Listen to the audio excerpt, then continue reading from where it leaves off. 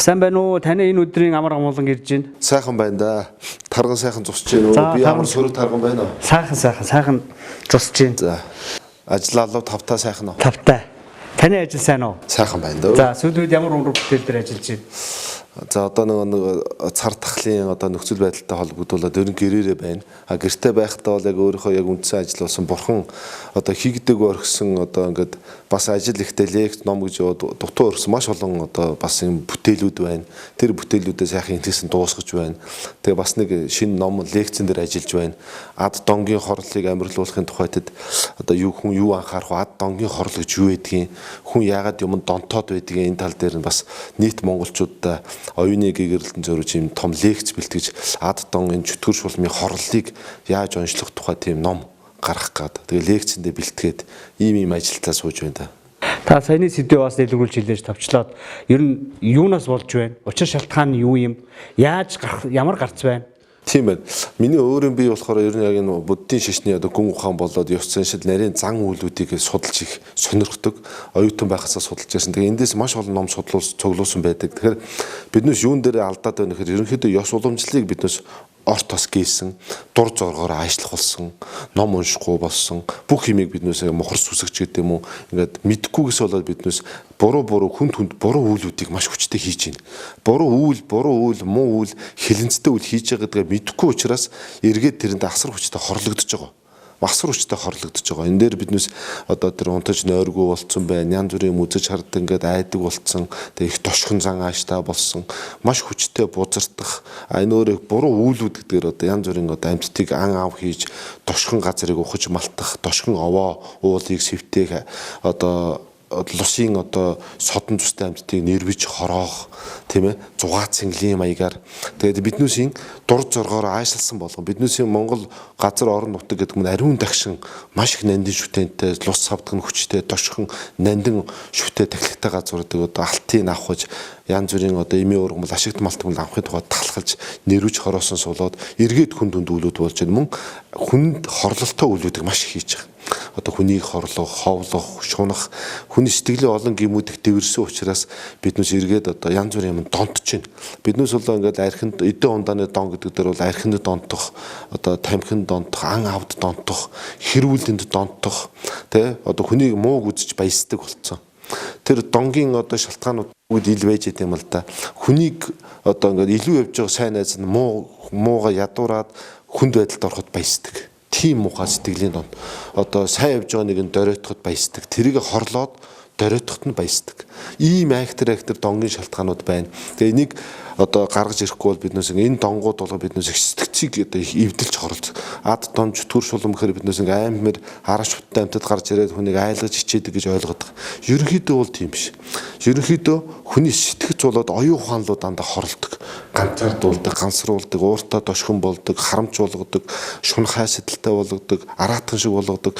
Энэ сэтгцийг нөөцлөж хүнийг харахад сайхан хүн, сайхан залуу, сайхан бүсгүй адаар мухаа ааштай, маш залхуу, маш ярддаг, маш их шуналтай, маш их одоо хүнийг талцуулдаг, хов зөөдөг, хүнийг одоо ингэж хорлоход баясдаг. Ийм айхтар сэтгцтэй болгож эвдэлж байна. Энийн тухайд биднээс ад дон гэхээр энэ донгоос айх биш, имэх биш. Учрыг нь ойлгож мэдэж аваад би ийм буруу үйл хийх юм бол ийм юмд хорлогдоод миний сэтгэл зүй эвдэрдэг юм байна. Хүн өөрөөрөө мэдхгүй сэтгц нь эвдэрдэг. Нэг мэдгээд л муухай ярддаг төгшин зантаа болцсон, хань ижил байхгүй, үр хүүхэд байхгүй, найс нөхөд байхгүй, юм тошхон болгодог. Тэр донгуудын хорлдог шалтгаан бол ерөөсөө л залуу эмэгтэй юм уу, урлагийн авьяастай ч их сонирн байдаг. Урлагийн хүмүүсийг онцолж аваад хорлоод, архинд донтуулаад, тэгээд ганц бий болгоод өөрийн нэг дотроос нь идэж амьдэрдэг донгууд хүртэл байдаг. Одоо нэг хэсэг одоо бас социализмын үеэс одоо ингээ арчлал руу ингээ зах зээлийн нийгмийн шилжихэд бол маш олон урлагийн хүмүүс бол өвгөнтийн өндөд гарлаа шүү дээ. Авьяастай хүмүүс архинд их ордог. Биднээс ингээл урлагийн хүмүүсийг архитаарсан их ороод байдаг. Тэгэхээр яг тэр донгийн ном дээр бол урлагийн хүмүүсийг их хвчлэн одоо архины дон буюу ножид гэж дон. Ножид гэдэг дон согтууруулагч дон гэж байна. Өөрөө бол ингээд навтрахаа тааран хувцастай хундаг барьцаа архигүйгаа явж байгаа тийм дон. Тэг хүнийг яг өөрсгөө болгодог. Ямар ч сайхан эдэр залуу зүс царайтай, авьяастай, бэлэгтэй, мундаг хүн байлаа гэхэд архины донд хорлогдох юм бол хинч биш болж хувирдаг. Ихнэр хүүхдгүү, найс нөхөдгүү, гэр оронгүй гав ганцаар ингээ гудамжинд гуйлахчин болж хорлдог юм аюултай дом байдаг. Таны хэлсэн талаас миний бас зүгээс нэг харж байгаа нэг зүйл юу гэхээр одоо сүүлийн ялангуяа хөл хоройтой үед бид бүхэн маш тод мэдэрлээ. Бид нийгмээр их сөрөг болцсон байна. Сөрөг хандлагатай болчих. Дандаа муу эмиг олж хардаг. Сайн эмиг дэмжихгүй байх жишээтэй тий. Тэгэхээр энэ дээр мэдээж миний харж байгаа нэг хоёр тулгуур байх шиг байна л дээ. Нэг нь мэдээж төр засагтай холбоотой. 30 жил явж ирсэн өнөөгийн нийгэм бүрдсэн. Нөгөөх нь бидний үлдээж хоцорсон энэ өөртөө таягдж орхисон энэ уламжлалт хүмүүжлийн байдал, ёс заншил байдал. Ингээд Монголоос уламжлагдж ирсэн бүгдийг одоо таягдж хаяад байна шүү дээ. Тэгэхээр энтэй холбоотойгоор та нэг үг хэлээч. Яагаад ингэж байгаа юм? Эсвэл бид нар ийм байгаагүй л байлгүйтэй бодвол. Яалаа гэж юм байх вэ? Биднээс бол эртнээс бол манай монголчууд юмд бол ерөөсөө мохор сүсгээр ханддаггүй байсан нэгдүгээрт. Тэгээд юмд бол сэтгэлийн хөөрлөөр дур зоргоороо зүгээр өөрийнхөө одоо үл мэдсэн сэтгэлээр ханддаггүй байсан. Бүх юмд танин мэдсэн сэтгэлээр учир утгыг ойлгож ухаарсан сэтгэлээр одоо номт мэдлэгээр номтой мэдлэгээр юмд ханддаг байсан үйл дээ.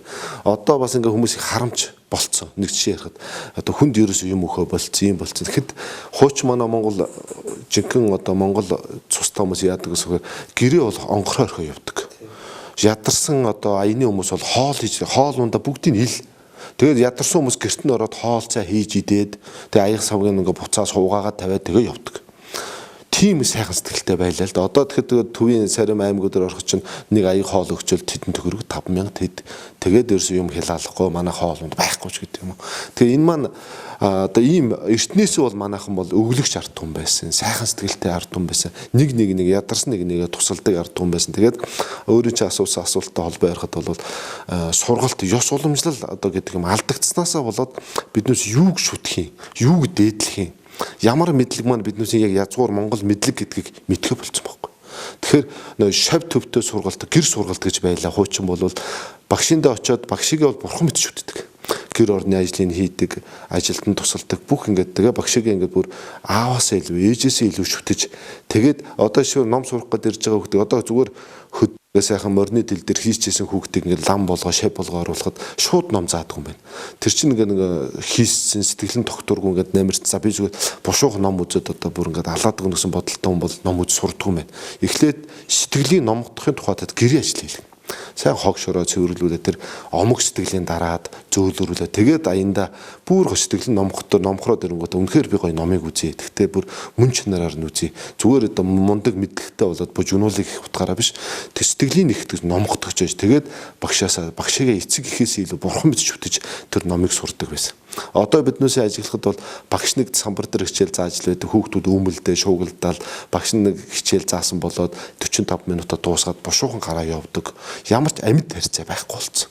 Тэгээд биднээс нэг язгуур ёс уламжлал алдагдснаасаа болоод байгаль савшин ертөнц байгаль уул усаа дээдлийн амьтаа болгон бол сүнс оршин амьгүй болгон эзэдтэй гэдэг нь ойлголт Монгол түмэнд байсан. Тэгэхээр янз бүрийн чулууг ховхолж авах цэцгийн тастаа давхад хүртэл энэ бол амьд юм гэсэн бодлоор хандаж хуучин бол ерөөсө тэр цэцэг урмлыг зулгааж авахгүй дуул усаас чулуу ховхлохгүй байх. Одоо булгийн ихэнд хүртэл одоо сүйтэй шанагыг тусахад одоо цагааны бузар болно болохгүй. Цустаа одоо махны шүүстэй шанаг тусахад бол улааны бузар болно. Лус тогшрон байгаль дэлхий тогшрон болохгүй.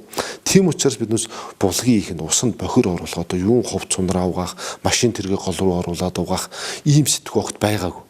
Тэгэхээр бүх юмыг нандинаж амьд юмсэд бодож ирснээр улмаас биднээс байгаль дэлхийг хайрлаж ирсэн.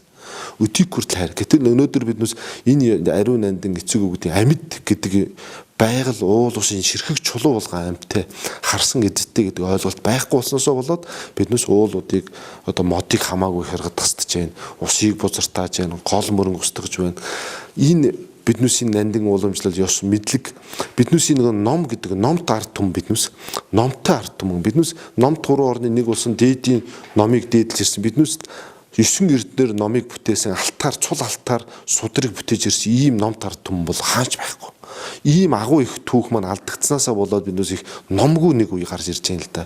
Номгүй үе гэдэг маань ёс уламжлал байхгүй, үндэсний соёл уламжлал байхгүй, шашин шүтлэг байхгүй, нэг тийм хүн сүрэг маягийн ард түмэн нэгсэг үүсээд ирэхээр байгаль уул усаа төөнхөх, их орныхоо газар шороог зарах тийм ээ. Бийл болж явах юм бол бусд нь хамаагүй гэсэн энэ адгууслаг энэ бодол харахад бол хүн дүрстэй адгуус нь маш олон болсон. Хатуу хэлэхэд бол ерөөсөө л авч идэхийн тухайд өөрөө л би баяжиж би л тав тухтай байх юм бол гол ус ширхэн газар байхгүй болох нь хамаагүй гэсэн энэ бодол үүсч ирж байгаа нэг аимшигтэй юм. Та бид нар чинь нэг бодлын орхигдсон үеийнхэн 90 он 80 оны зааг дээр өсвөр насндаа сургууль сурсан. Сургуулийн боловсрол олох талдаа алдагдaltaа боловч нөгөөс эерэг үнцэг байна. Тэр нь юу гэхээр хуучин нийгмийн авах чанарыг нь бид нар аваад үлдсэн сайн чанарыг нь. Нэгсэндээ хүмүүжил гэдэг, суур хүмүүжил. Тэр суур хүмүүжил нь байгаа учраас тэр хуучин нийгэм одоогийн нийгэмдээ юмыг түгээх гэж хичээгээд байгаа шүү байгаа. Тэгэхээр бидний өмнөх үеч гэсэн тийм л байсан байж таараа. Гэтэл яагаад энэ сургалт хүмүүжил уламжил алга болчихваа гэдэг том асуудлаас үүсэж байгаа байхгүй. Тэгэхээр та энэ дээр ямар байр суурьтай байдаг вэ? Өөртөө чинь бас би санал нэг байна л да. Биднээс яг хуучин сургалтын үед бол биднээсийг бол одоо цэвэрч бай, хөдөлмөрч бай, нямба бай. Одоо тэр сургалтын зан үйл тэр сургалтын тогтолцоо бол бас биднээс манайхан дунд үг байдаг шүү дээ. Одоо номын сурахгүй бол номхны сурч гэдэг юм уу. Тэгээ биднээс яагаад ч биднээс нэг яг биднээс бол нэг сайн цагийн төгсгөл үеийн тэгээ нэг өөрчлөгдөх үеийн яг ихэн үеийн нэг тийм яг шилжилтийн зааг дээр төрсэн юм улсууд багхгүй. Тэгэхээр биднээс бол аль талыг мэднэ.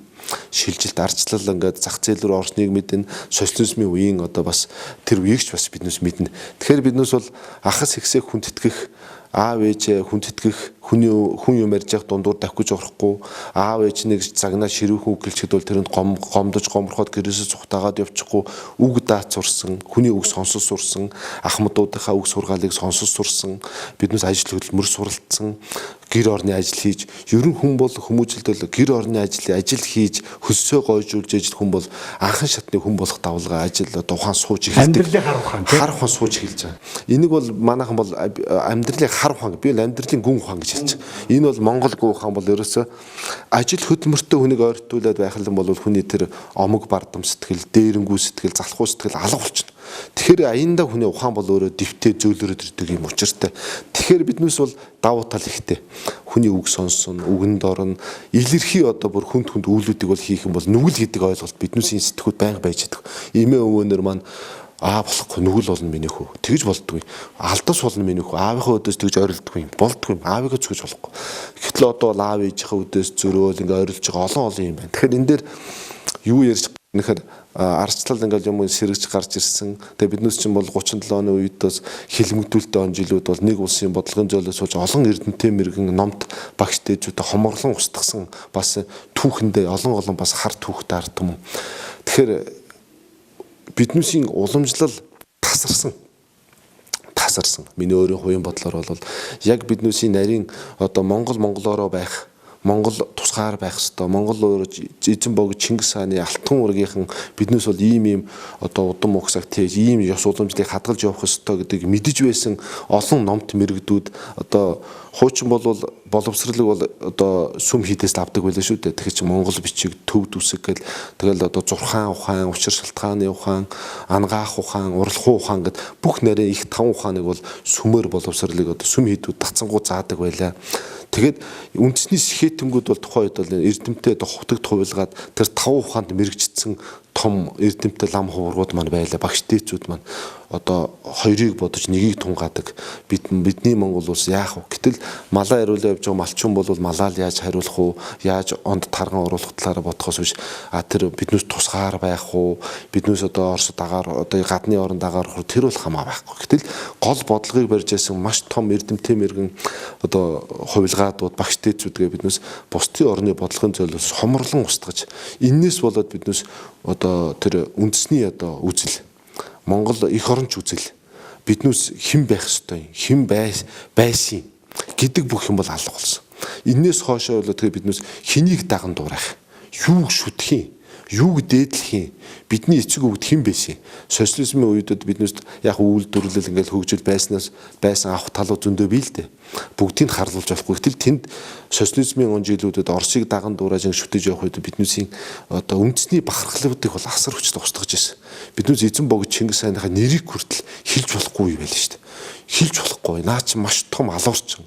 Дэлхийд даяар хоморлон устсан одоо хүч хэрхийлэгч ингэж бидний амин сүнс болсон том номт одоо хаадуудыг маань бол одоо ингэж одоо Гитлерээс илүү фашизмаас илүүтэйгээр одоо ингэж хар буруу болгож харлуулж хэлхийг хүртэл ингэж цээрлж ирсэн, хорж ирсэн.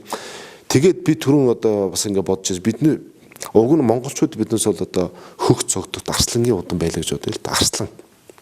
Гэтэл биднийг багаас нь муурын зулцэг гэд чи бол муурын зулцэг юмаа гэд биднээс ингээл өдөр болгон гэд оюун санаанд нь хилээлэх юм бол биднээс өөрсдийнхөө хүчийг мэдэхгүй байхгүй.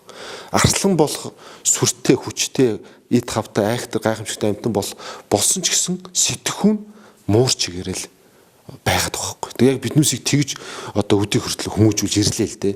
Эзэн бог Чингис хаана мэдэхгүй нэгд чинь биднээс арслан агуу хаадын удам цусаар гүйж нэгдээ мэдэхгүй учраас биднээс одоо гуйлгаж одоо үнэхээр одоо тийм өөрийн бахархалгүй ядуу дорой оюуны сэтгцэн бол маш доод түвшинд явж ирсэн. Иннээсээ болоод биднээс хөгжиж чадахгүй, өөрөө өөрхөө итгэл байхгүй, биднүүсийг хямар сүлд байхгүй. Ийм л одоо тийм мунтаа байдалд явж ирлээ шүү дээ. Одоо бол юм жоохон сэрэх маягтай болж байна. Одоо ингээ гадны жишээг харахад тий Америк гэдэг бидний үлгэр дуурайл ордог орн байна. Тэнд бүх ард түмэн айлн өрх болгон тугаа мандуулж идэг. Гаднаа мандуулдаг, дотроо хавцсан байдаг хойноштой. Тэнд очисон гадны хямбгаач нэг жилийн дараа яг тийм сэтгэхгүй болдгийг автоматар суудаг. Тэгээд дээрэс нь тэр тугийг шүтдэг хэмжээнд хүрдэг бие мэдэн жишээ. Тийм оронд очиж үзсэн хүн юм те. Тэгэхээр хүмүүжүүл болдго юм байна. Тэр гадны бүр хинч байсан. Тэгэхээр ийм суурь бидэрт байх хэрэгтэй баг те. Ядаж эн чинь зүгээр өнгөн байдлаар харагдаж байгаа боловч сэтгэхүйн хувьд бид нар тусгаар тогтнох хэрэгтэй гэдэг ойлголт баг тийм үү? Тийм. Тэгэхээр Монгол төмний дээдийн шүтэн бол би бол боддог юм соён гэдэг зүйл байгаа юм. Соён гэдэг энэ нандин шүтэн энэ аль улс болгонд шүтэн байдаг, тотион бэлэгдэл байдаг. Нэг нь дүрс байх хэвээр. Биднүүсийн магната шүтэн дээдлэх хэвээр тотион бэлэгдэл шүтэн гэж байх хэвээр. Шүтэнгүй ард түмэн шүтэг шүтэнгүй символгүй ард түмэн бол хөгжинж байдаг. Тэгэхээр биднүүсийн дээдийн шүтэн бол ямар ч маргаангүйгээр одоо анх дугаар богд өндөргийн зан базар маань бүтээсэн. Энэ маань окторгуу дээр өөрөө тодорсон үсэг шүү дээ. Эвам буюу. Эвам гэдэг маань өөрөө тодорсон гэгээ буюу тэнгэрт өөрөө тодорж үзэгдсэн ийм үсэг юм байна. Монгол төмний буян заяа, хямар сүл, тусгаар тохиолдлыг авч үлдэх ёстой гол шүтэн бол соён юм байна. Тэгэхээр өнөөдөр биднээс одоо анх дугаар богдын соён шүтэнийг бүтээсээс ахгуулаад өөрөнтэй нь одоо ярьсан тэр Америкууд энэ шүтэн болсон төрийн далбаа тэ цагаан толгойд бүргэд энэ гол шүтэнүүдээ яаж дахин шүтэж авч явж чадж байна. Энэгээр үнэхээр омогшиж чадж байна. Гэтэл биднээс яагаад соёнбоор омогшиж чадахгүй вэ? Гэтэл биднээс соён биний учир утгаач мэдэхгүй байхгүй. Одоо захын үнээс соён гэж яг ямар учиртай ямар өнгөтэй гэхэд мэдэхгүй нэг шар өнгөтэй юм байгаа. Тэг бэлэгдэл утгаар за ямар ч мэдэхгүй. Соён шүү дээ. Өндөргэнийг зохиосон гэж зарим нь мэдэхгүй. Гэтэл соён бөөрөө бол өөрийн тэгтэй. Тэг гэдэг бол өөрийн гэсэн тогтсон хэмжээ хэлбэр хийцтэй. Өөрийн бэлэгдэлтэй, өөрийн гэсэн өнгөтэй. Өнгө болголон цаана гүн ухааныг агуулж идэг. Тэгэд энэ өндөргэний анх зохиогчноос яг ингээд хоошо түүхийн явцдаа их өөрчлөгдөж ирлээ л дээ. Тэгээ яг ингээд ажиглаад өөрөө бас шинжээд ингээд судлаад үзэх юм бол Монголын яг эгзэгтэй үе болгон дээр биднээс соёнбоо мандуулсан байдаг. Соёнбод тугаа мандуулснаар эрх чөлөөний тусгаар технологи биднээс дандаа яланд хилжсэн үе баг. Ардын хувьсгал, журамт цэрэг соёнбоо мандуулж байсан. Хатанбаатар Магсаржуу соёнбод тугаа мандуулж байсан. 8 дугаар богд Жавзан бодогт манай шашин төрийг нэгтгэж соёнбод тугаа мандуулж байсан. Дандаа соёнбыг мандуулж ирсэн мөн чанараар нь үндсэн өнгөөр нь үндсэн хэлбэрээр нь мандуулж ирсэн үед дандаа Монгол ялж ирсэн байхгүй. Одоо яасан гэхээр соёнбны өнгө нь алдагдсан, тэг нь алдагдсан, буруу хэлбэртэй болсон, өнгө нь буруу болсон. Тэгэхээр одоо бол ялахгүй байна л да. Хямралдаан үүсэж байна. Өөр зураа дотор хоорондоо асар том хямралдаантай байна. Төрийн удирж байгаа, эрх барьж байгаа улсууд маань хоорондоо ойлголцохгүй байна. Эвлэлт нь нэгтэрч чадахгүй, дотроо хөлөө жилдэж байна. Ерөөсөө нэгтэрч чадахгүй байна. Энэ маань яг энэ дээр их оронч үзэл алга улсантай холбоотой ганц бие шүтэх шүтэлтэй шунлын сэтгэл давамгайлсан эрх мэдэл шунсан сэтгэл нисванст олон одоо ариусаагүй мунхаг сэтгэлүүд давамгайлсантай холбоотой боловч гол юм нь миний өөрийн үзэл бодож байгаагаар бол энэ бидний дээдийн шүтэл соён гэдэг дээд шүтэн дөрөөцөнтэй холбоотой. Биднээс монголчууд энийг гадны хүмүүс дөрөвтөлөг. Биднээс өөрөөсөө дээд шүтэн болох соёнбоо дөрөвтүүлсэн байхгүй. Архин дээр яасан соёнботой арх гарсан. Машины номерн дээр хүртэл соён байдаг. Шавар шавхаатай худалдаал явж байна. Тэр соёнботой архины шилэн дээр соён байдаг. Архины улаа шилийн яах вэ? Шүтэн дээрээ залахгүй шүү дээ. Хогийн савруу шулуудчихна. Тэгээ бид нөө соёнбоо хог болгож хайж байгаа. Тэгээд соёнботой зүгээр захын түц дэлгүүр хууш урны гаванд соён гэсэн нэртэй байжлаа. Тэгэхээр энийг тусгаарлан бусад гадны орн бол одоо шүтэн болсон соён улсын шүтэнийг бол ямар нэгэн өөр юм дээр хэвлэх нийтлэг хордог. Манайх хотод манайх шиг зүгээр соёнбитой зүгээр төц хүртэл байхаар хэмжээний соёнбитой арх байна. Соёнбиг юунд ч хамаагүй ашиглаж байгаа. Тэгэхээр ингэснээр биднээс соём гэдэг шүтэнийг доройтуулсанасаа биднээс бол сэргэн мандах, эвлэлдэн нэгдэх, биднээсийн хямар сүрсүүлд сэргэн мандахад бол саад учирч байгаа байхгүй. Номын утгаараа үздэг. Соём гэдгийг биднээс би ерөнхий тайлбарлах гэдэг үзье. Тэгэхээр энийг би өөрөө соёмны тухайн 2 цагийн нэвтрүүлэг хийсэн байдаг. Яагаад хийсэн гэхээр Монголын үр хүүхдүүд хойч үед биднээс үндэсний бахархал бас соём ба мэдэж авах гэлтэй. Үнэн мөн чанарыг мэдэхгүйгээс болоод биднээс мэдэхгүй юм болгондоо дайсагнадаг байхгүй. Хүндлэггүй хандна. Мэдчихлэн болвол хүндлэнэ. Тийм биз? Хүндлэлтэй ханд. Тэгэхээр соём гэдэг шүтээнд 5 өнгө орсон байдаг. 5 тэр өнгө бол 5 бэлэг бэлгүүний өнгө. 5 муу сэтгэл байдаг хүнийг доройтуулж яадаг одоо уур мунхаг шунал тачаал харам атаа гэсэн. Энэ 5 хор сэтгэлийг л биднээс дарж чадахгүй бол чи хизээч сайжрахгүй. Шунлаа дарж чадахгүй бол чи сайжрахгүй, уураа дарж чадахгүй бол чи хизээч сайжрахгүй. Мунхаг сэтгэл, шунал тачаалыг дарж дийлэхгүй бол та мөнхийн зовлонд. Тэ хармын сэтгэл байх юм бол та мөнхөд ядуу байна. Атаат сэтгэл байх юм бол та хизээч амар амал байх үндэс байхгүй. Энийг бол ерөөсөө 5 хорц сэтгэлгээд томьёолоод буддийн шашинд гаргаад ирсэн. Энийг дардаг юм 5 бэлэг бэлгүүн. Одоо тв тэгш бэлгүүн, толмит бэлэг бэлгүүн. Энэ 5 бэлэг бэлгүүний өнгийг соёмбонд шингээгдэх гэсэн. Тэгээ соёмбон маань өөрөө задлаад ярих юм бол 5 бэлэг бэлгүүнийг сэтгэл 5 махбод. 5 махбодоос бүрдээгүй амьд бод галз гэж нэг ширхэгч байхгүй. 5 махбод тэгш байх юм бол тэр хүн бол маш хямартай байдаг. Тэгээд олон одоо тэр соёмбыг ажиллах юм бол завлаа суудсан хүний төрхтэй шүү дээ бяцлагаа сууж байгаа. Тэгээд тэр голд нь байгаа 2 эргэж байгаа улаан цагаан тусал тэрийг одоо загас гэд хэн хэлж. Загас 2 загас эргэлдэж байгаа л гэж яриад байгаа. Хизээч загас байгаагүй. Тэр хоёр маань нэг юм байдаг. Яг тэрийг тухайн үед нь тийм нэг дам яриа байдгийн бэмбэ өрн жунгай Оросууд ингээд энэ соёмбыг устгахыг гэсэн юм лээ тухайн үед. Энэ соёмб вирусээ байх хэрэггүй. Энийг устгахыг. Энэ яг монголчуудын шүтэн дээс юм байна. Энийг устгахчий. Тухайн үед нь бэмбэ өрн жунгай өөрөө ухаан сэлээд энэ хоёр голд нь эргэж байгаа бол ингээд загас юм аа. Тэгээ ингээд одоо хоёр талын баг нь бол Орос Монголын хил юм аа. Дээр доорноо 2 3 бол одоо сум мэт гадны дайсны хамгаалах ор тэгээд ингээд энэ хоёр гол нь эргэлдэж байгаа юм бол хоёр загас юм. Эргэлдэж байгаа мөнхөд унтахгүй ингээд эргэлдээд байж их юм. Нүдээ цавчдаггүй юм чинь загас юм байна. Тэгээ Орос Монголын найрамдал ингээд бат байх юм бэлгэдэл юм шүү дээ гээд тухайн үед нэгээд тэгвэл соёмбыг устгаад яах вэ байж их. Гэхдээ дээр нь 5 шүү тавь шүү заавал. 5 шүү соёмбны тэр дүл байдаг байхгүй юу хөхдөл монголчууд Монголын бэлгэдэл чинь нар сар дүлх гал байхгүй. Энэ 3-ыг шүтэж ирсэн. Гэтэл Монголын хамгийн дээд шүтэн болсон галын дээр 5 шүт авчиж байгаа байхгүй. Тэгээ 5 шүтээ соёмбоор маш олон жил явж ирсэн шүү дээ. Тэгэхэд биднээс яагаад ч мэдэхгүй биднээс Оросын бодлогоос Оросын одоо үгнээс гарч чадахгүй болсон байхгүй. Өөрийн мэдлгүй даган дурайдаг. Зүгээр нэг үйлдвэрт Оросын нэг мэрэгчлэлтийн ирэхэд бол Монгол инженерээс илүү их цалин авдаг, илүү хангамж цайтай байдаг. Нууц биш. Тэгэхээр биднүүсийн дээдийн шүтэн дээр соём дээр Оросууд ингээ 5 ушуугаар тамга тавьчихгууд биднүүсээ сүр сүлдийг бүгдийг эрхэндээ хураачиж байгаа байхгүй. Тэгээ хөдөлж чадахгүй. Тэгээ биднүүс чинь ардчил мандснаас соёмн дээр 5 ушуу авч хаялаа шүү дээ. Тэгжээж биднүүс нэг эзэн богд Чингис хаана ярих эрх мэдэлтэй боллоо. Өндөргийн зан базрыг уруугч гэж олон жил ярьж ирлээ. 8 дугаар богдыг сохор богд болгоод ингээд нэг тийм сонирн болгож зурагтаар гаргад доромжилж гаргадаг байлаа. Энийгээ болоод 7 бурхан харавдгүй гэдэг кинон дээр өндөргийн 8 дугаар богд маань хувьсгалын төлөө яаж манлайлан оролцсныг гаргаж одооноос залуучууд маань хүү богд маань сохор биш байсан юм байна. Тэгээд хувьсгалын төлөө анх манлайлан оролцсон эрх чөлөөний хамгийн том хүн байж гэдэг одооноос л ойлгож авлаа шүү дээ.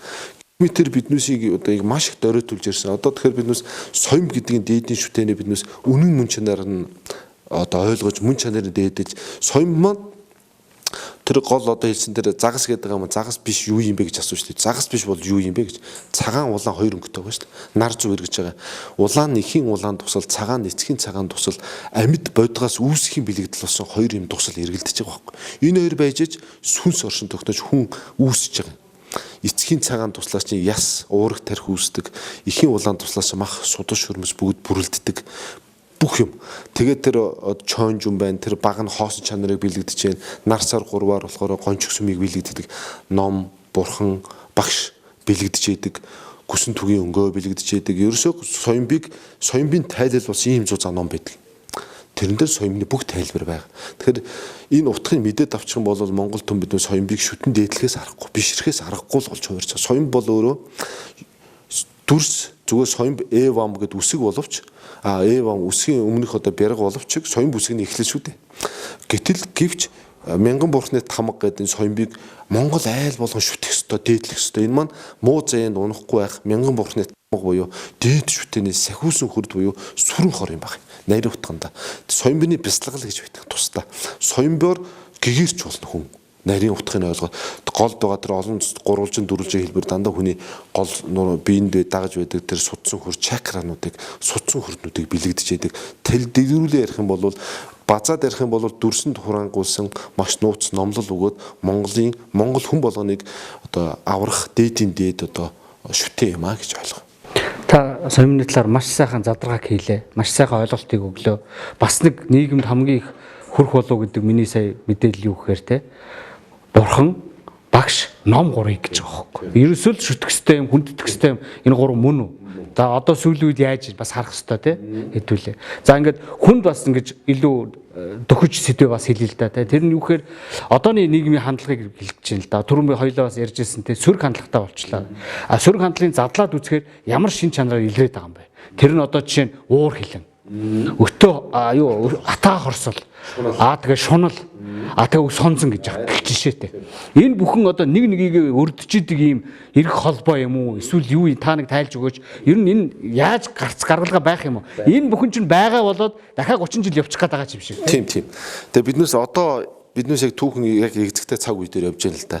Энэ цаг үе дээр биднээс Монгол одоо би түрүү хэлсэн Монгол сэрж эхэлж байна. Одоо олон жил унтцсан баатар ингээ сэрж ийн л та. Одоо сэрэгтэй биднээс хэн бол сэрхэн гэдэг асуудал гаш яригдана.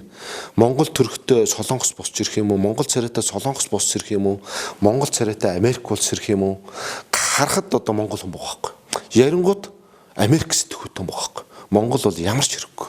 Ядуу буураа хөгжихгүй орн. Би Америк руу гарч амьдрна. За ингээл Монголын сайхан залуу ярингууд би Солонгос руу гарч амьдрмаар. Тэг Монгол угаасаа хөгжихгүй. Монгол бол ямар ч найдваргүй ингээд сэтгүүн ингээд нарийнхан өмд өмсдөг болцсон. Тэгээд нарийнхан одоо ингээ эмэг зүгээр одоо ингээд нүүр мөрөө ингээ буддаг болцсон гэж штэ эрэгтэйчүүд ингээд эмэгтэйчүүдээс илүүтэйгээр ингээ мейкап нүүр мөрөө будаад хумсаа будуулаад үсээ гэлдүүлээ сууж яадаг. Тэгээд ингээд гэрт нь байгаа нэг ингээд ламп шатчихгаа тэрэг сольж чадахгүй нэ тийм штэ. Тэгээд алхаваад ганц цадаас ачиж чадахгүй. Тэгээд ингээд жоох юм ярьцгаар өөлчдөг гэж штэ. Тэгэхээр өрхийн тэргүүн гэр орныг авч явах аав эцэг хүн болох тэгээ хань ижлээ авч явах тэнд яг нь нарийнхан өмд болоод сэтгхүүн нарийнхан биш байж болно л доо. Гэтэл дагаад нарийнхан өмд өмсөж байгаа адилхан сэтгхүүн нарийнхан болчлоо. Ир юм ялгахад маш хэцүү болчлоо. Ярьж байгаа яриа нь одоо маш хэцүү болчлоо. Хаяа ингээд би ингээд ороод ингээд одоо хаяа ингээд оргоод харангууд ярьж байгаа яриа мариан дээр авах юм ерөөсөө алга. Тун хэцүү болчлоо. Тэгэхээр буддын шишин дээр одоо таны асуултан дээр хариулахын тухайд зориод явахд бол ложин гэдэг байдаг юм да сэтгэл судлал гэж нэг айхтар юм байна. Тэгэхээр өөрөө ярьж байна. Би яг хэлсэн одоо ингээд сэрж байгаа Монгол сэрж байгаа цаг үе дээр монголоороо сэрэх чухал байна. Маш хэрэгтэй байна. Монголд их оронч аавын хүүгүүд тасар хэрэгтэй байна. Монголд одоо хятадсан Монгол хэрэггүй. Солонгос сэтгүүтэй Монгол нүүр царайтай хүн хэрэггүй. Монголд Америк сонирхолтой Америкийг шүтсэн мөртлөө Монгол царайтай хэрэггүй. Яг монголоороо сэрэх Монгол аавын хүү хэрэгтэй. Их оронч аавын хүүгүүд. Энэ маш ховор болчихлоо. Жохон мөнгөнд сэтгэлээ худалдчихж байна. Өөрийнхөө мөн чанарыг худалдаж байна. Тэгээ жохон мөнгө амлаад жохон юмд биднээс ямар хямдхан болчихсон юм. Зөвхөн нэг байр өгөөд жохон мөнгө өнгөд оюун санааг нь худалдаж авч байна. Сонгуулийн үеэр нэг хил гурилаар нэг шуудаг гурилаар саналыг худалдаж авч байна. Тэгэхээр биднээс ийм хямдхан байгаагүй маа угаасаа байгаагүй. Тэгэхээр биднээс сэтгэл хитрхи дөрөөцсөн. Тэгэхээр биднээс ном тард түн байсан бол одоо номгүй ард түн болчихлоо. Номгүй ард түн болчихлоо. Уг нь бол энтхэг төвд Монгол энтхэг төвд гэдэг биднээс номд ард түн байхгүй. Эртнээс манай хаадууд маань хаадын хаад буюу номд хаадууд байсан. Чингис өгөөдөө хувлаа энэ хаад үед бас бурхны шин эцэст оргилдөө хүртэл хөгжиж исэн ард түмэн байхгүй. Сажийн том лам болох Паул ламын хүртэл төрийн их багшаар хувлааны үед тавиад дөрвөлжин үсгийг зохиолгоод хувлаан өөртлөөрөө бурхны шинийг судалж исэн. Тэг ингээд түүхээс аваад үзмэс номтой ард түмэн байсан. Тэгэхээр өөрөөр ярьсаар биднээс одоо сэтгэл гэдэг юм дээр биднээс хотоодны өлсгөлөн бол дарагдаад ирж байгаа. Хотоодны өлсгөлөн дарагдангууд оюуны өлсгөлөнгөө яа дарах. Оюуны өлсгөлөн хас ирэх болцсон. Энийг бид Солонгос сериалаар дарах юм уу? Яах юм? Одоо юугаар дарах юм? Тэг энэ оюуны өлсгөлөн биднээс дарах юм байхгүй болцсон байхгүй.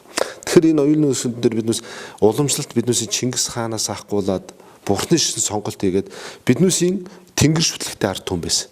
Энийг өшөө төгөлдөр бүр төгс болгосон нь бол Бурхны шинтэй уулзсанараа биднүүсийн энэ тэнгэр шүтлэг өөрөө төгөлдөржөөд бүр ямарч өөсөйгөө төгөлдөр төгс болсон баг. Угаасаа биднээс уул усаа шүтдэг гэсэн. Энэ дээр Бурхны шний гүн ухаан орд өшөө бүр төгөлдөржөөд нарившаад яваад өгсөн. Тэгэхээр энэ дээр өөрөө ярьж байгаа тэр хүний доройтулж яадаг биднээс шунлын сэтгэл, мунхаг сэтгэл энэ уурын гэсэн энэ ертөнцийн 3 гим болсон энэ хорт мус сэтгэлийг дарж чадахгүй бол биднээс хизээж сайн сайхан явах сэргэн мандах амар амлан байхын тухайд яриад нэмэр байхгүй болчих. Тэгээ эндээс одоо уур одоо шунал тачаал мунхаг гэсэн энэ 3 сэтгэлээс аль нь ангадагч юм бэ гэдэг. Энэ дээр хамгийн хүнийг доройтулдаг гол юм бол мунхаг сэтгэл буюу исмитик сэтгэл байхгүй. Мунхаг сэтгэл шунал тачаал уур хоёр үүсч идэх байхгүй. Тэгэхээр энэ мунхаг гэдэг энэ сэтгэлийн гмийг биднээс боомдлохгүй юм бол ямар ч Харвард, Оксфорд мундаг том сургуулийг төгсч ирсэн энэ мунхаг сэтгэл энийг засаж чадаагүй бол та мунхаглах байгаа байхгүй. Энэ маань эргүү тэнэг гэсэн үг биш л дээ.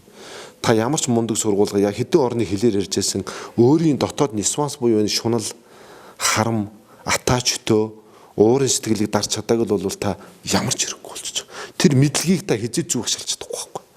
Шуналтай хүн бол хичнээн олон хэлээр ярьлаа гэсэн шуналтай хөтлөгдөл газар зархах байхгүй. Зарж л таарна.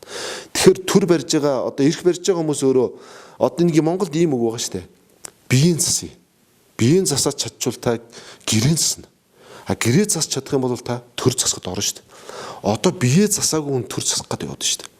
Биеэ засна гэдэг чинь өөрөөгөө засна гэдэг бол маш хэцүү байхгүй юу?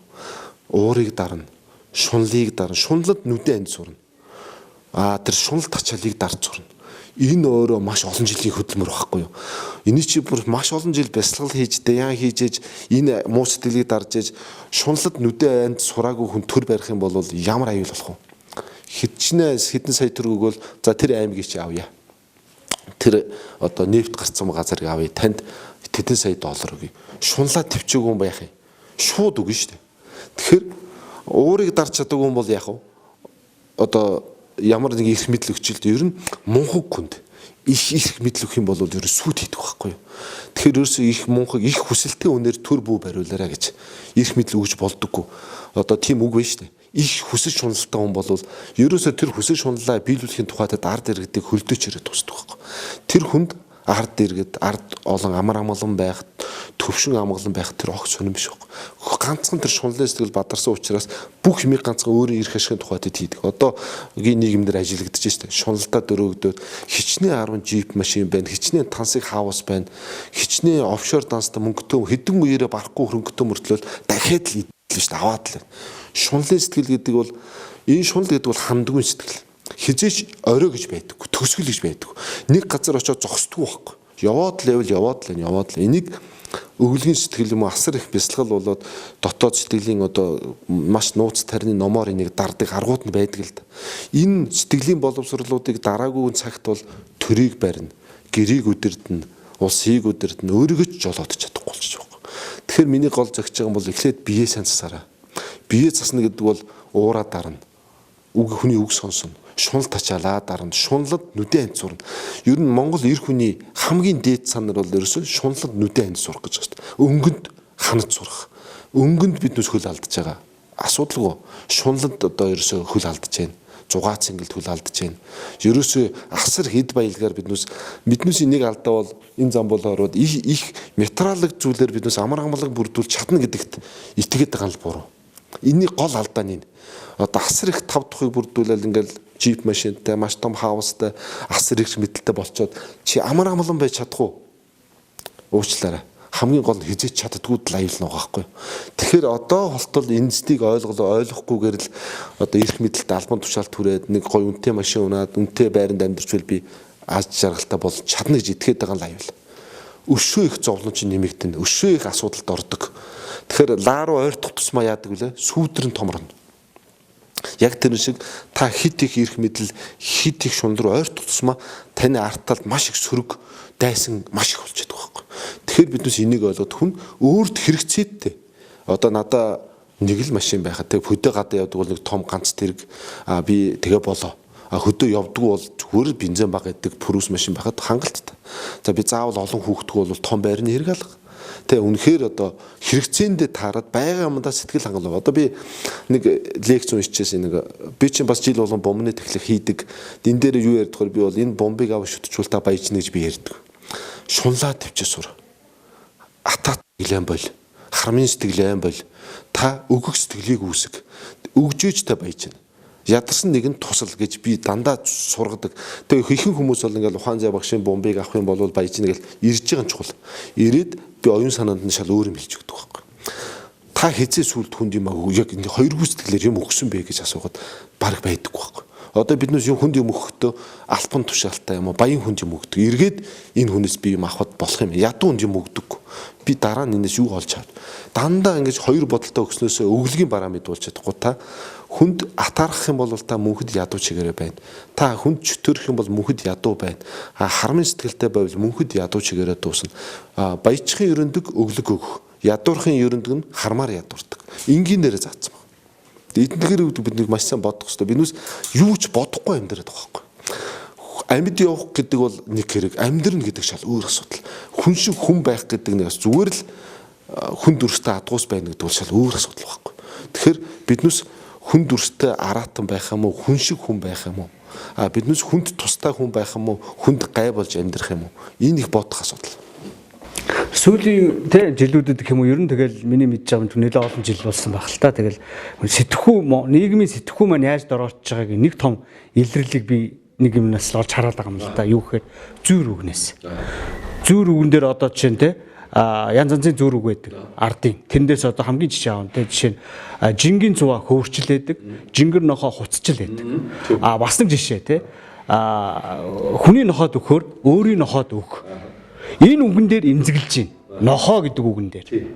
Тэгээд нохоотой зүрлэлээгээд хэрүүл хийгээд буу юм болгож байгаа байхгүй хүмүүсийг харахаар. Ингээд бодохоор тэгвэл энэ зүүр үгийг сэтгэж уламжилж үлдээсэн энэ үг дээдсийн буруу юм уу? Энэ зүүрийг угаасаа хэрэггүй юм уу гэж ойлгохоор тий. Та энэ дээр нэг задрага хэлж яагаад ийм сонь сэтгүүлтэй болчих. Нохоо гэдэг үгэн дээр акцент өгөөд зүүрлж хэлсэн биш бараг тэр хүн хил амд орж байгаа шүү дээ тий. Тэгээ энэ маань Монголын зүүр үг бол бурхны сургааш шиг л байдаг юм л да. Ерөөсөө сургааш шиг. Зүүр үг гэдэг бол маш бага хугацаанд хүнийг ухаарл байхгүй. Одоо эзэн хичээвэл заяа хичээнэ. Тэ? Эзэн хичээвэл заяа хичээнэ. Ёс мэдгүй өнд ёр халтахгүй ч гэдэг юм уу. Санаа зүв бол заяа зүв ч гэдэг юм уу. Энэ бол бурхны сургаал. Үнний сургаал. Манай монголчиг юм хоёрхан үгээр орчлонгийн ухаарлыг таниулдаг юм гоё ухаантай ард хүн бараг байхгүй шүү. Эзэн хичээвэл заяа хичээнэ гэдэг бол чи залхуурахгүй хөдөлмөрлөх юм бол чамайг заяаш буюу чи ивэгээд аваад явна. Муу өнө заяа завгтгээл тийм олон үг билдэ 7 хэмжиж нэг огтлч гэдэг юм уу. Тэгэхээр энэ дээр хүмүүс ингээд талах огтлох ч юм уу юм огтлох тухай ойлгоод байгаа. Тийм хэмжээд байдаг тийм. Энэ маань биднээс номноос алгасрасных номт биш болоо номгүй болоод байгааг энэ л гай авахгүй. Ном уншихгүй болцсон. Тэгээ фэйсбүүкээр оролдож байна.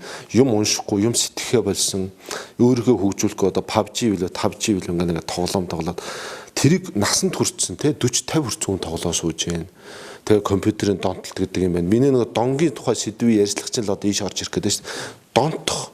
Биднээс өөрийнхөө сайн юм донтуулах юм уу, муу юм донтуулах юм уу? Компьютерийн донтонгууд болгох юм уу, номын донтон болгох юм уу? Ажил хөдөлмөрийн донтон болох юм уу, залхуугийн донтон болгох юм уу? Хов живийн донтон болох юм уу? Эсвэл одоо сайн үг сургаалыг сонсдог донтон болох юм уу? Биднээс энэ сайхан эрдэнэт хүний бие юм байна. Энэ сайхан хүний биеийг биднээс авчаад идэж, уух, унтаж, хэвтэх тийм ээ? Төдийд ашиглаад ингээ хаях юм уу? Эрдэм номонд шамтах юм уу? Гэгэрэл түрэх юм уу? Биднээс өөрхийн сайхан эрдэмтэн бие 101% ашиглаад 99% хайж байгаа юм шүү дээ. Хайж байгаа. Тэгэхээр одоогийн байдлыг нөхцөл байдлыг харахад өөрөө ч асуулт нэлгээд биднээс бас л ёс уламжлаасаа дэндүү алсларсан. Ёс уламжлаа бүр огт мэдхээ болсон, ном уншихаа болсон, язгуур өв соёлоо мэдхээ болсон. Дур зоргоороо биднээс зүгээр л дур зоргоор өөрийнхөө уншсан юмараа өөрийнхөө сонсон зүйлээрээ л ингээл юмд хандаад байгаа байхгүй. Тэгэхээр энэ дээр нэг үлгэр ярьж өгөл дээ. Тэгэхээр хүн би мэдж ийна гэд. Одоо хүмүүс их мэддэг болчлоо л доо. Одоо ингээл янз бүр хүмүүс ингээл амьдрал заагаал юм яриад нэг өнцгөөс нь харчаал өөрийнхөө сонссон юмараа амьдралыг нэг л цонхоор тэр харсан байгаа байхгүй. Тэгчээл хүн болгоно ингээл би мундаг Би бол доктор, профессор хүн. Тэгээ энэ дээр би нэг юм үлгэр ярьж өгье л да. Тэгээ биднээс юмыг үлгэрээр ойлгох амархан ойлгоно л да. Тэгэхээр энийг сонсчих юм бол нэрээ би бас өөрийн бодлыг хүн тулгаж болохгүй мэн гэдгийг ойлгож байна. Нэг том гадаад далаа байгаа. Гадаад далаа гэдэг бол маш гүнзгий бөгөөд захна үл харагдах тийм том далаа. Тэгээ нэг тэр далайн хөвөнд нэг тийм худаг байгаа. Ухцсан худаг. Тэр дотор нэг яст мэлхий амьдарч байгаа. Тэгтэл нэг өдөр их том далаан давлгаа шуургуулаад гадаад далаагаас нэг яст мэлхий тэр худаг руу унччихлээ. Тэгээд тэр худгаас огт гарч үзээгүй нэг яст мэлхий байна. Тэгээд тэр гадаад талаас ирсэн мэлхийгээс асуу. За чи хаанаас ирвэ гэж асууж. Нөгөө гадаад талаас би гадаад талаас ирлээ гэж. Тэгээд худгийн яст мэлхий асуусан л да. Тэр худгаас хизээч гарч үзээгүй амьдралдаа. Тэр гадаад далаа чинь хэрэг том бэ гэж асуусан байна л да. Тэгэхээр их том гэсэн. Миний худгийн 3.1-тэй тэнцүү тэр гадаад далаа чинь 3.1-ээс чинь томоо гэж. Тэгвэл миний худгийн 2.1-ээс том байх уу тэр гадаад далаа? Тэрнээс ч том гэж. Тэгээ нэг худгаас мэлхий ямар сони юм бэ? Гадаад далаа яагаад тэнд миний худгаас том гэж юу? Тэгвэл миний энэ бүхэл бүтэн худгаас тэр гадаад далаа чинь том байж чадахгүй гэж. Тэгээ нэг гадаад далаас ирсэн чи худгаасаа эзэж гард үзээгүй учраас гадаад далайг мэдэхгүй байна. Гадаад далаа гэдэг бол захан үзэгдэхгүй том, хязгааргүй гүнзгий юм аа. Чиний худагтай харьцуулахын аргагүй томоо гэж хэлдэг. Гэтэл худгийн яст мэлхий юу гэж бодож үлдсэн гэж. Энэ яст мэлхий яавч энэ яст мэлхий худлаа ярьлаа.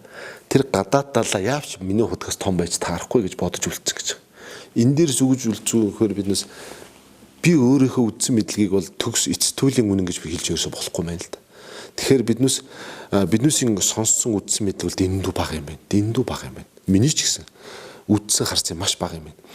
Гэхдээ энэ ертөнц хорвоо дээр хэрэггүй мэдлэг маш их байт юм. Бурхан багш айлцсан байдаг юм л да. Нэг бутнаас нэг навч тасалж аваад би та бүгдэд нэг л үнэн мэдлэгийг зааж өглөө. Бусад энэ олон навч бол бүгд бол хэрэггүй мэдлэг юм аа. Зөвхөн энэ нэг навчинд байгаа энэ мэдлэгийг л таамс мэдчих юм бол энэ бүх навчинд байгаа мэдлэгийг мэдсэнтэй яг агаар нэг юм аа. Тэгэхээр биднээс ямар ном унших уу, юу сурах уу, юу унших уу, юу мэдэх үү гэдэг маань хэрэггүй мэдлэг энэ орчнон дээр маш их бий. Биднээс цагийг үрнэ. Буруу жимээр явуулна. Буруу замаар явбал буцагтаа шороо тайна гэж будаа тавил буцагтаа шороод. Тэгэхээр биднээс үнэн мэдлэгийг олж мэдэх нь чухал юм байна. Энэ дээр би өөрөө бурхны шинтэй хүн учраас бурхны шинийг дэлгэрүүлж яваа бурхны үнэн жишээ юм л да би бол. Бурхны үнэн жишээ гэж би хэлж байгаа. Яг тэгэхээр бурхны сургаалыг би дэлгэрүүлж яваа учраас би эцтүүлийн үннийг бол бурхан багш уу шагжин язгуурын энэ суут хүүгэн бол өөрийн биеэр зовж олж мэдээд мэдсэн зүйлэл хуваалцлаа. Хүний зовлонгийн шалтгаан биднээс сэтгэлд байна. 84,000 муу сэтгэлийн орон бол хүний бие өөрөө юм байна.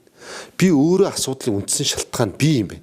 Түүнээс биш гадаад одоо энэ ерөнхийлөгч биш, ерөнхий сайд биш, одоо дорж биш, миний ээж аавч биш юм байна. Би өөрөө зовлонгийн үндэс, би өөрөө шалтгаан муу юмны гол үндэс нь би юм байна. Би өөрөө өөрийнхөө дотоод сэтгэлээ засах зүв юм байна. Тэгэхээр би өөрөө мунхаг учраас зовоод байгаа маань би өөрөө мэдэхгүй учраас буруу үнтэй нийлээд байгаа маань би өөрөө мэдэхгүй учраас буруу найзуудыг цуглуулад буруу юмыг яваад байгаа. Тэгэхээр нэг хүн ингэж хэлэх юм байна л да. ертөнцийн бүх зовлон тэгвэл зэгцэлчээд би сайхан амьдрал л да гэж. ертөнцийн зовлон хизээч дуусахгүй проблем гэж асуудал бэрхшээл. Өнөөдөр нэг асуудал дуусахад маргааш нэг асуудал гарч ирдэг. Тэрийг арайч уу янзалж яд дахиад өөр асуудал ургаад ирдэг. Ингээд Солонгос руу явсан хүмүүс чинь ингээд Солонгост ажиллаж жаад эргээд ирэхэд бийгүй болцсон байдаг. Нөгөө олсон бүх мөнгө хоёр нуглаад имслэгийн төлөөд тэгээд дүндээ дүн болоод дуусчих. Ямар ч ялгаа байхгүй. Яг энэ шиг нэг зүйлийг хэлэхэд одоо мунхаг хүн бол яадаг гэхээр хөл нүцгэн би энэ ертөнцийн бүх шороо чулууг өргөсийг түүж аваад явъя. Явхаар хөл нүцгэн явхаар би нэг хөл рүү өргөс чулуу хатгаад би явж чадахгүй цус гараад нэг ч алхаж чадахгүй. Бүх чулуугийн түүчээ тэгээд явъя гэхэд энэ ертөнцийн бүх чулуу өргөсийг тэр хүн түүж барах уу? Хизээч барахгүй байхгүй. Проблем асуудлуудыг бүгдийг шийднэ гэж байхгүй. Тэгэхээр гадагшаага хандаад ах юм бол шийдэл байхгүй. Гадаад асуудал проблем шийдэл баг. Гот нь дотгошоогоо хандах юм бол шийдэл маш ойрхон баг. Би өөрийнхөө муу сэтгэлийг ялан дийлээд, би өөрийнхөө залхуугаа ялан дийлээд, би өөрийн шунлаа ялан дийлээд, би өөрийн хүнд атдаг, чөтөрхдөг муу сэтгэлээ ялан дийлчих юм бол энэ ертөнц хороо бүгдийг би ялан дийлсэнд яг адилхан болж байгаа. Тэгэхээр өмнөх ярьсан үлгэр дээр бол өргөс чулуу түүхийн оронд та нүцгэн хөлийнхөө уулыг зузаан ширээр ширэлчих гэдэг. Зузаан ширэн гутал өмсчих юм бол тэр өргөсөн дээгүр бүгдэндээ түүсэнтэй адилхан та гүгээд өвчиж чадна шүү дээ. Ямар ч асуудал. Тэгэхээр энэ дээр та өөрийнхөө дотоод муу сэтгэл рүү энэ муу сэтгэл уу энэ сванс гэж бурхны шин томьёолдог өөрийн хорт сэтгэл буюу гарт баригдахгүй нүдэнд үзэгдэхгүй мөртлөө таныг залхууруулж байдаг, таныг шунуулж байдаг, таныг ууруулж бухимд одоо хэрэг хийсэн хүмүүсийг судлахад одоо шоронд ингээ насаар хоригдсан хүн алдсан хүн ба штэ. Очоод үзэхэд тийм бяс чадaltaй том хүн байдаг шүү дээ. Зүгээр туранхаа хариугүй тунаа мутан. Тэг хүн алдсан баг. Энэ хүн алж яаж чадав гэхээр яасан бэ гэхэд би асар их ууртай байсан. Уурсан учраас би хажуудаас юмыг аваа шидсэн. Тэгээ алсан. Уур гэдэг зүйл бол хүнийг хийхгүй юм хэлэгдээ. Одоо хар тамхи мансуурлах бодсон шүү дээ. Энийг татсан үед хүн хяналтаа алдаад ямар ч хамаагүй хэрэг тарьдаг. Яг уурсан үед хүн яг мансуурлын байдалд орчдөг. Одоо таамс бас монголчууд их цочмог ууртаа ардсан шүү дээ. Дүрлдэж уурлаад гинт алга болдог. Уурсан үедээ биднээс одоо зарим нэг манай зарим найз гэр орныхоо юмыг яг бүгдийг голоор нь 2 хуваадаг гэж байгаа. Зурагтаа 2 хуваана. Бүх юм яг 2 хуваагаад уур нь гарсныхаа дараа бүх асуудлаар бүх юмаа 2 хуваа хийцэн. Бүх гэрийнхаа тавилга. Тэгээ эхнээс нь бүгдийг хайл авдаг. Тим зов. Тэгээд уурс үедээ эхнэрээ зодчдөг. Хавиргын хугацхын ингэн. Тэгээд дараа нь маш их зовлон дундаг. Тэгэхээр уур гэдэг маань ийм учраас аюултай гэдэг байхгүй. Тэгэхээр уурыг дарчглан болвол шоронд орохгүй, эрх чөлөөгөө хязгаарлуулахгүй. Одоо 1 секундэд 5 секундэд уурснаас болоод биднээс 5 одоо хэдэн жил шоронд хоригдох юм аюултай унж байгаа. Шунал тачаалаасаа бол биднээс зовж байгаа шүү. Ер нь бол өнөөдөр 20 10 прустай байгаа байхгүй. Тэгэхэд ингээд 20 прус авъя те. 20 прусаа 30 прустай болчих. Дараа нь джип авмаар те дунд гарын джип автал. Гэтэл доржи унаа явж байгаа 200 гоёо. Би болохоор нэг хараар унц явж идэг. Арай л минийх жижиг энэ да. Яа би 200 унчуулах хүн шүү хүн болчих гээд байна гэл 200 аваад унцдаг. Тэгэхгүй дахиад нэг найз 5-70 унц явж. Яа минийх арай л онцгүй байна. 5-70 унчуул гоё болно гэд. Хизээч та гоё болохгүй. Та үнэтэй машин унаад шүлсээ хаяад гудамжинд явж байгаа. Үнэтэй машин унчаад ингээд яриа мэрэ мэдлэг баахгүй ингээд ярьж байгаа хүн. Эцэн дээр сайхан 10 бүрээс унчаад та шүлсээ хаяхгүй, хогоо хаяхгүй явж таавал баян хүн байхгүй. Баян хүн гэж ямар хүн хэлэх вэ те? Та юу гэж бодож байна? Баян хүн гэж юу вэ? Би танаас өөрөөс нэг асуулт асууя л да. Баян хүн гэж ямар хүн хэлэх вэ? Мэдгүй миний ойлголтоор хамгийн дөрөнд их сэтгэл нь их баян байх хэрэгтэй болов. Сэтгэл нь баян байхын тулд хүмүүжил нь их сайн байх хэрэгтэй юм болов. Тэгээд дээрэс нь хүмүүжил сайн хүн номл сурдаг шүү. Зөв. Тэгэхээр баян байныхын тухайд баян хүн гэдэг бол байгаль амьдаа сэтгэл хангалуун нэг баян хүн гэж байгаа байхгүй. Одоо бөөрхий бор гэр, Монгол гэр. Тэгээд сайхан 8 хүүхэдтэй. Тэгээд хүүхдүүд нь бүгд эрүүл сарвал бүгдөө гой онц сурдаг, хүүхдүүдэд зөв хүмүүжүүлж чадсан. Тэгээ аав ээж нь эрүүл сарвал тэгээ сайхан халуун дулаан инээгээд сайхан гурилтай шөлөө гэртээ хийж идээд элэг бүтэн байх. Эрүүл сарвал байх. Ямар ч үр ширгүү байх. Энэ бол баян байхгүй. Тэр амьдралдаа хүсэл хангалуун байна. Эрүүл байна. Сарвал байна. Элэг бүтэн байна. Хань ижилтэй байна. Эрүүл байна. Үр хүүхэдтэй байна. Одоо хүүхэдгүй хичнээн мянган хүн байна. Хань ижилгүй зөндөө хүн байна. Хань ижилтэй гэсэн шунлын зовлондоо хизээч ханддаг. Одоо 10 өрөөтэй 20 өрөөтэй хаваас амьдсан мөртлөө шунлын сэтгэл нь хизээч үл ханж шít. Дандаа илүү их хүсэж идэг. Тэр хүн бол ядуу хүн байхгүй. Мөнхийн ядуу хүн бол тэр бол. Шунлын сэтгэлээ дарч чадаагүй учраас мөнхийн ядуу. Байгаль амьдаа сэтгэл хангалуун бол баян хүн байхгүй. Мөнхийн баян. Тэгээ шунлыг шуналгүй байна гэдэг бол байгаль амьдаа сэтгэл хангалуун байна гэдэг бол асар их бас сэтгэлийн хүч өгөөд боловсрох хэрэгтэй л дээ. За ингээд сонирхолтой ярилцлага өгсөнд бас баярлалаа. Олон талаас нэг таниулж тайлбарлалаа. Соём гэдэг зүйл маань юу юм бэ гэдгийг маш сайн нарийн ойлгуулж өглөө. Тэгээ манай нэвтрүүлгийн маань мөнхийн сэдв, ер нь тэгэл Монгол төмний маань мөнхийн сэдв эх оронч үзэл гэж нэг юм байна. Манай нэвтрүүлгийн гол зорилго. Та энэ тал дээр та өөрийнхөө тодорхойлтыг хэлж өгөөч. За тэгээ. Тэгэд яг энэ дунд бас ташрам дэлхийд танаа нэвтрүүлгийн эерэг бөгөөд бас энэ олон одоо сөрөг мэдээлэл давамгаалсан одоо энэ цаг үед хүнийг бас нэгч болтгоо энэ танаа нэвтрүүлгийн эерэг сэтгэлийг сэргээсэн нэгч болтгоо юмыг танин мэдэж авсан их сайхан нэвтрүүлэг юм а. Энийг эндээ урьж оролцуулсан маш их баярлалаа. Өшөө та бүгд үүсэх дэлгэрэх болтгоо жирөөй. Их оронч үзэл гэдэг дээр миний өөрийн бодол бол биднээс маш олон жил хийргэж ирлээ. Эзэн богд Чингис ханаараа хийргэж ирлээ. Яг хэн байгааг нь хэн байсныг бол мэдэхгүй шүү. Зүгээр байлдан дагуулт гэсэн мэдхээс биш ямар гүн ухаантай яаж явсан тэр Чингисийн суу бэлэг юу хаан мэдлэгийг бас сайн мэдэхгүй. Олон л хүнийг одоо ингэж яасан гэдгээрээ мэднэ. Номт мэрэгдүүд өндөргийн занууд зэрэг биднээс бол урагч гэж цоллож байлаа. Ноён утга данзан аравчааг биднээс одоо галзуу солиотойгоо хүрээлэн хүртэл оруулахгүй юм цаг үе байлаа. Тэгтэл одоо дэлхийн суут хүн боллоо. Өндөргөний хийсэн бүтээл маань үнэлэгдэж барахшгүй үн цэнтэй болж Монголын нүрийг ганц тахалж байна. Тэгэхээр их оронч гэдэг дээр биднээс хийрхэх, цээжээ дилдэх, зүгээр хоосон хийрхэх, өнгөрөх, сагсуурах биш. Биднээс жинхэнэ Чингис хаан яагаад дэлхийн талыг байлдан дахуулахад ямар оюун ухаан, ямар суу бэлгээр байлдан дагуулсан юм. Чингисийн суу ухаан яг юу юм? Ямар гүн ухаан? Философи нь юу юм? Арга билгийн ухаанаар явсан гэдэг яг юу юм гэдгийг судлаж танин мэдээч. Миний номт дээдзүүд өндөргийн зан базар тамхтай худагдууд өндөргийн зан базар данзан аравжа бариглам дамцагдорж гэдэг маш олон номын мэрэгдүүд хутгтууд байдаг.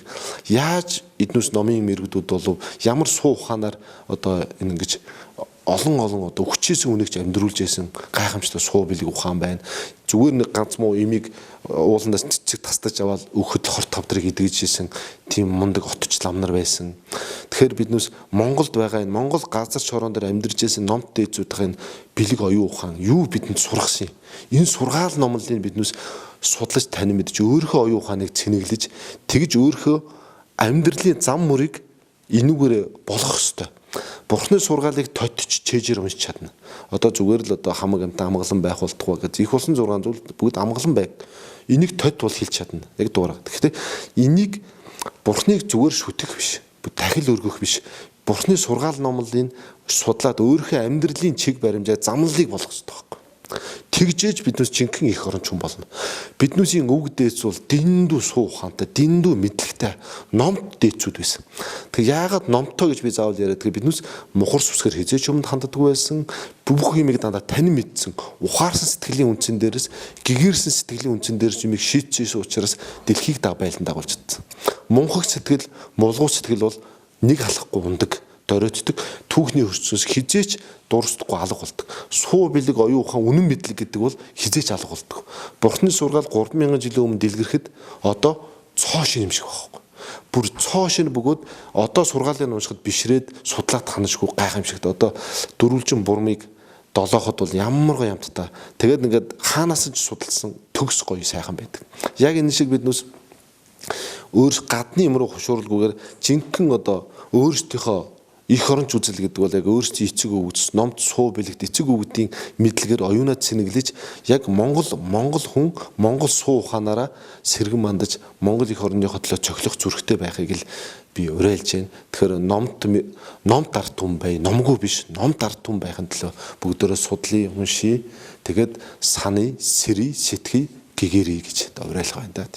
За ингээд сонирхолтой ярилцлага өгч бидний урилгыг хүлээж авч хүрэлцэн ирсэн танд баярлалаа. Ингээд таны буянтай үйлс тань өндөр амжилтыг хүсье. Тэгээд таны буйны ажил бас Бурхны бүтээл, уран бүтээлтэй улам дэлгэрэх болтугай. За баярлалаа. Танаа телевизийн хамт олонд тэгээд энэ сайхан хөндлөн утга гэдэг нэвтрүүлгээ өшөө олон сайхан бас эерэг бодлыг түгээх оюунлаг хүмүүсийг оролцуулж Монголын оюун санаанд хөрөнгө оруулалт хийгэр гэж танаа телевизийн хамт олонд уриалъя. Тэгээд танаа телевизийн үйлс сайхан 10 зүгтээ дэлгэрэх болтугай гэж өрөөе.